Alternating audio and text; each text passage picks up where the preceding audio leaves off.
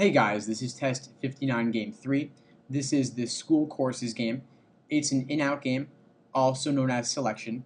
We know this because they tell us that the girl's gonna take 4 courses out of a total of 7, G, M, P, R, S, and W. Of course, there's actually 8 variables here because there's 2 different versions of S. Only one of them can be in due to the fact that no one takes any course more than once, meaning that at all times we will have one of S3 or S9 out due to the fact that she cannot take both of them. So 4 things in, 4 things out when we count S twice. Now they tell us that she takes Japanese if not Russian, meaning if not R, then we do have G, a J, and the contrapositive. If we don't have J, then we do have R. So at least one of those 2 things will always be in. So we could put down J/R in the in column, at least one in, because when you don't have R, then you do have J. When you don't have J, you do have R. Next rule tells us she doesn't do J if she does M, meaning that M requires not J, contrapositive, J requires not M.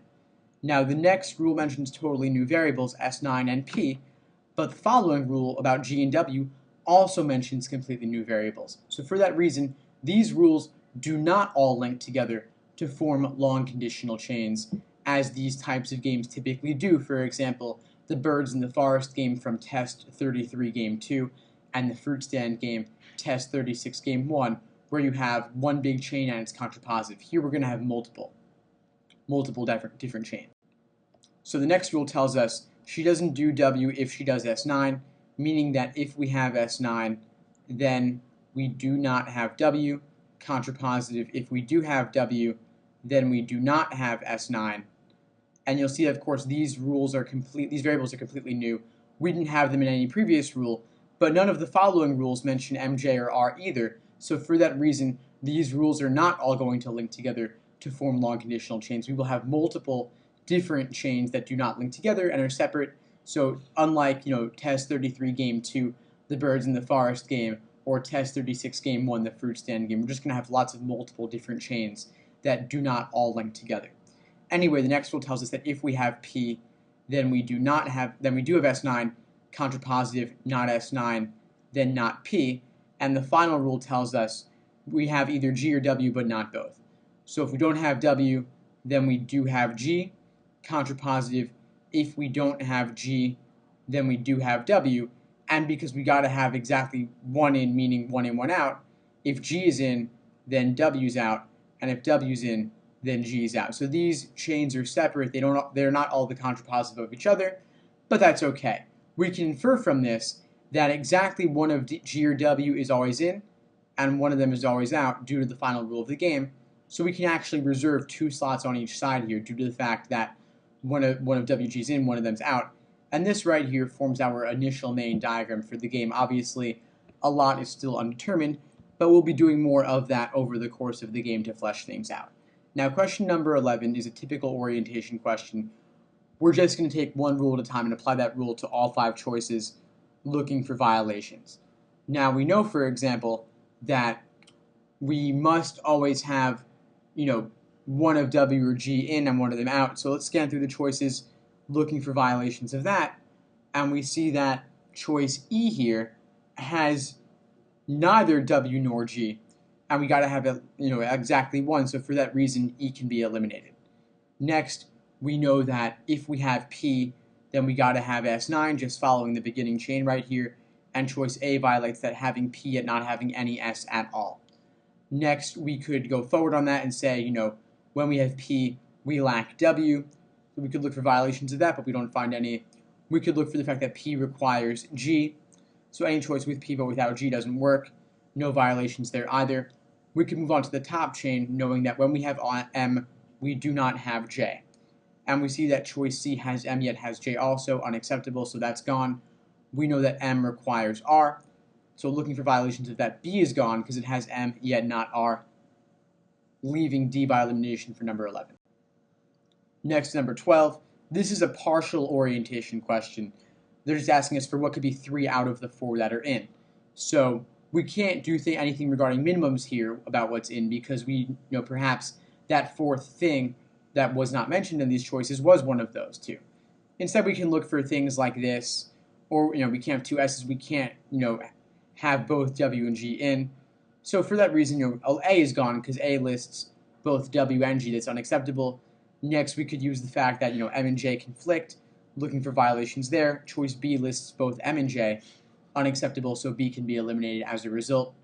We know that other chain P requires W out, and both C and D violate that, having P yet also having W. So C and D are gone, leaving E by elimination for number 12.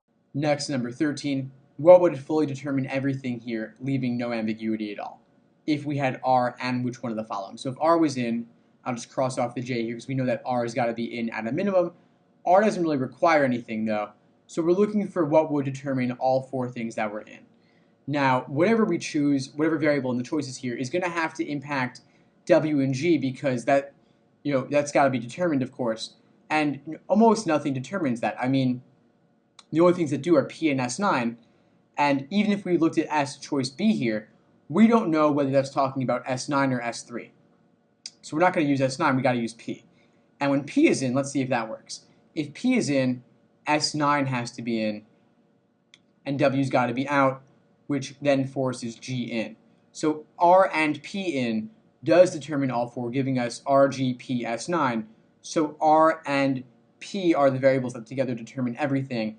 So choice C, P, is our answer to 13. Next, number 14. What would allow Alicia to take S at either of the available times, meaning, S3/S9 in as a result? So what would allow her to take either S9 or S3 in this game?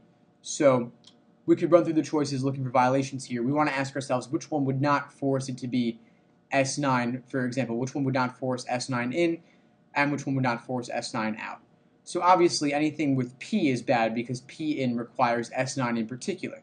So for that reason, choices B and D are eliminated because they both mention P being in, which would limit it to S9 in particular.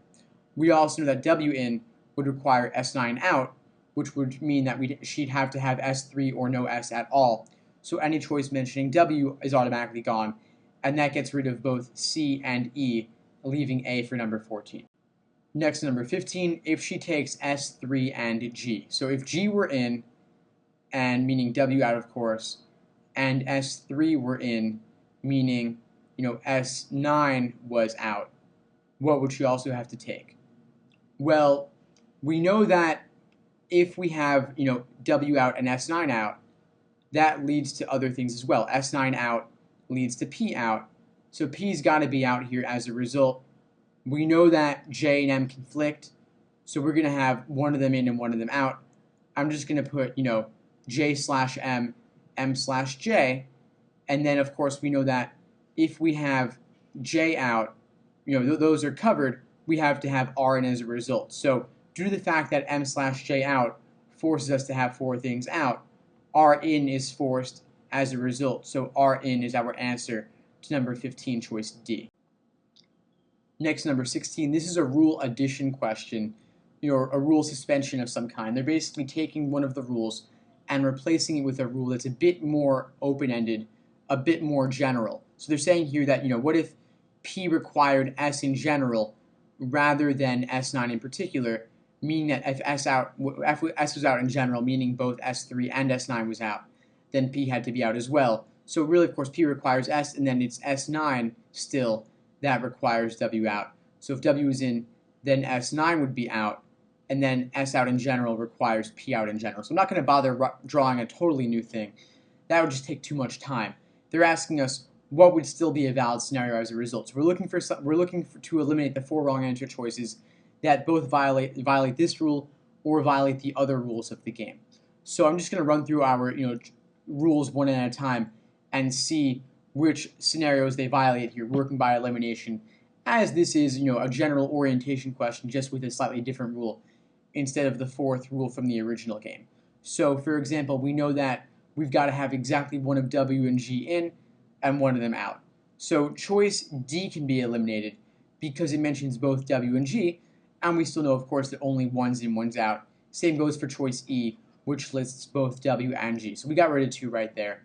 We also know that we have always got to have at least one of J or R in, so a choice that lacks both is automatically bad, and choice B lacks both J and R, unacceptable, so B can be eliminated. We also know the new rule that P requires S in general, so choice C violates that, having P but not having S, leaving A by elimination for number 16.